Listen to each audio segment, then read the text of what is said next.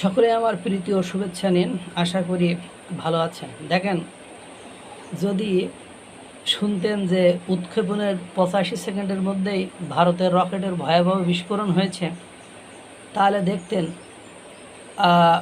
বাংলাদেশ আর পাকিস্তানে আনন্দ মিছিল হইতো, ঢাবিতে দিল্লি না ঢাকা স্লোগান দিয়ে এবং সামাজিক যোগাযোগ মাধ্যমে রিয়াক্ট ভারতকে পচায়ে মূত্রখোর বলে গালি দিয়ে কত কিছু করতো।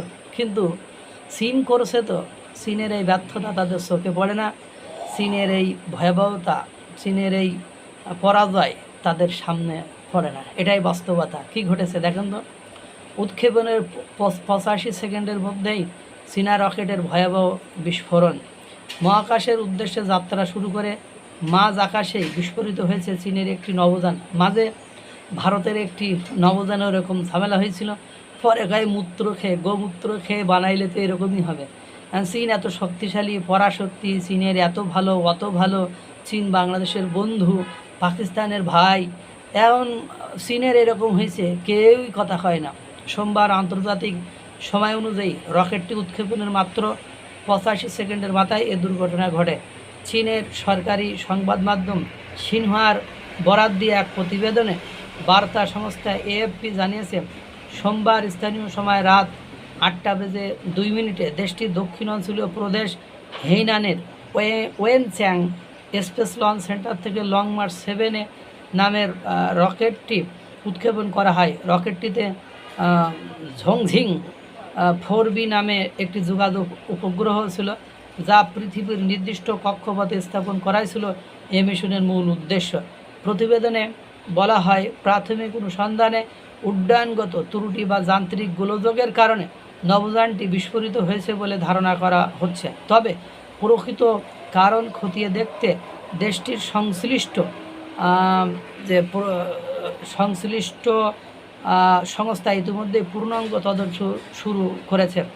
সিঙ্গাপুর ভিত্তিক সংবাদ মাধ্যম চ্যানেল নিউজ এশিয়া সামাজিক যোগাযোগ মাধ্যম ইনস্টাগ্রামে বিস্ফোরণের একটি ভিডিও চিত্র প্রকাশ করেছে। ভিডিওতে দেখা যায় নৈশ আকাশে হঠাৎ বিশাল একটি অগ্নিগোলক তৈরি হয় এবং উপস্থিত দর্শনার্থীরা তা প্রত্যক্ষ করেছেন।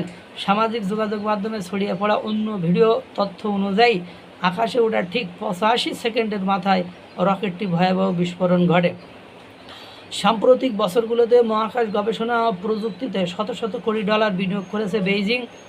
দেশটির প্রেসিডেন্ট শি জিনপিং প্রায় এ কর্মসূচিকে চীনের মহাকাশ স্বপ্ন হিসেবে আখ্যা দিয়ে থাকেন। চলতি বছরের জুলাই মাসেই দেশটি প্রথমবারের মতো একটি পুনর্ব্যবহারযোগ্য রকেটের সফল অবতরণ ঘটায়, যা ছিল আন্তর্জাতিক মহাকাশ প্রতিযোগিতার উৎক্ষেপণ খরচ কমানোর এক বড় অর্জন।